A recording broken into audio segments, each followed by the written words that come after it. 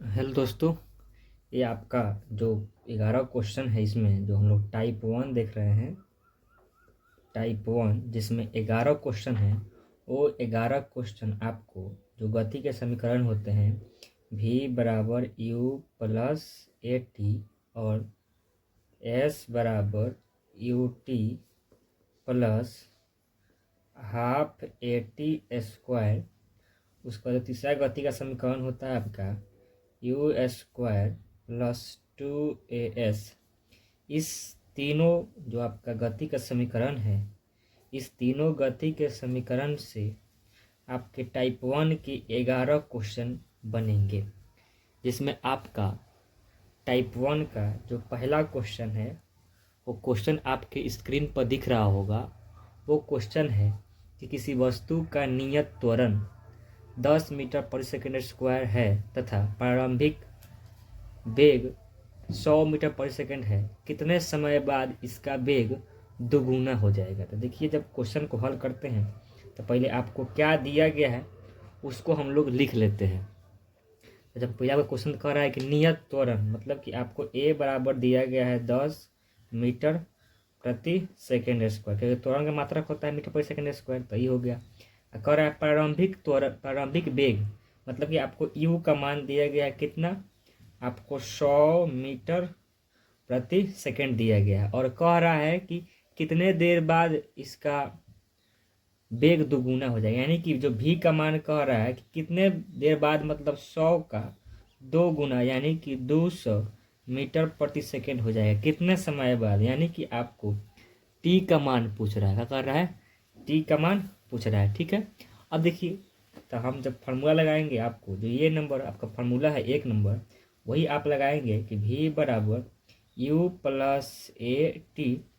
तो क्या होगा आपको ये इस पर, तो u का मान, आपको v का मान कितना हो जाएगा, तो 200। v का मान कितना हो जाएगा जी, तो v का मान 200 और u का मान कितना है, तो 100 दिया गया है, प्लस a का मान कितना है 10। आपको t का मान नहीं है, आपको t निकालना ही है। देखिए, ठीक है।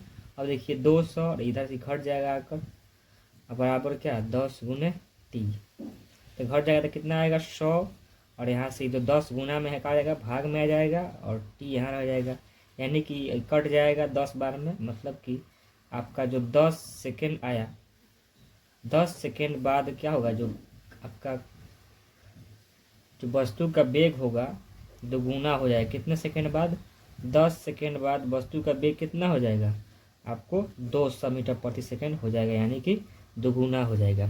ठीक है, चलिए अब आपका जो तीसरा क्वेश्चन है, दूसरा क्वेश्चन, वो क्वेश्चन क्या कह रहा है।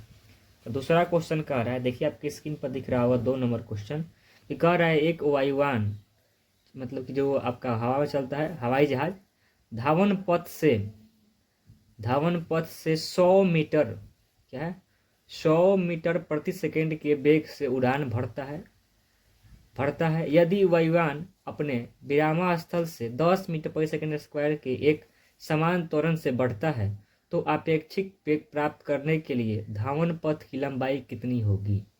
यानी कि आपको कह रहा है कि वेग से चल रहा है, तो अपेक्षित में तो 100 मीटर प्रति सेकेंड स्क्वायर चलने के लिए उसको कितना दूरी चलना पड़ेगा। मतलब कि आपको 2 नंबर क्वेश्चन में ए का मान दिया गया है 10 मीटर प्रति सेकेंड स्क्वायर, और आपको यू का मान दिया गया है कितना, नहीं, आपको भी का मान क्या दिया गया है, भी का मान दिया गया है, मतलब जो आपको भी का मान दिया गया है 100 मीटर प्रति सेकेंड, और आपको यू का मान दिया गया है क्या, क्या कह रहा है, विरामावस्था से, मतलब विरामावस्था चलना शुरू करता है, मतलब कि यू का मान क्या होगा, 0 होगा।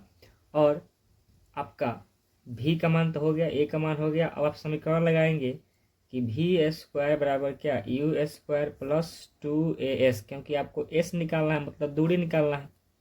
तो भी स्क्वायर बराबर क्या, यू स्क्वायर प्लस 2as में मान रखिए, तो भी स्क्वायर यानी क्या 100 के स्क्वायर, यू स्क्वायर 0 के स्क्वायर, और 2 गुने 10, और क्या एस का मान तुमको ज्ञात करना है, तो 100, और क्या जब स्क्वायर करेंगे तो एक और 100 लिख दीजिए, मतलब 2 बार। अब बराबर क्या 10 दूना 20, एस है 0 तो खत्म हो गया, 0 का स्क्वायर करेंगे तो। अब देखिए आपका ये इतना हो गया, अब भाग देंगे 20 से, यहाँ पे एस 0 0 कट गया, 2 से कटा दीजिए, तो 500, यानी कि अगर गाड़ी आपका 500 मीटर चलेगा तो उसका वेग, मतलब अगर 10 मीटर प्रति सेकंड स्क्वायर चल रहा है तो उसका वेग 500 जब मीटर चल जाएगा तो उसका वेग कितना हो जाएगा, 100 मीटर प्रति सेकंड की स्पीड से हो जाएगा। ठीक है, इसका आपको ये क्वेश्चन ये आपका पूछा गया है RRB जेई 2000 कितना 19 में, और जब का 1 नंबर क्वेश्चन था ये आपका पूछा गया है ALP टेक्नीशियन 2018 में। ये 2018 में पूछा गया ALP टेक्नीशियन में।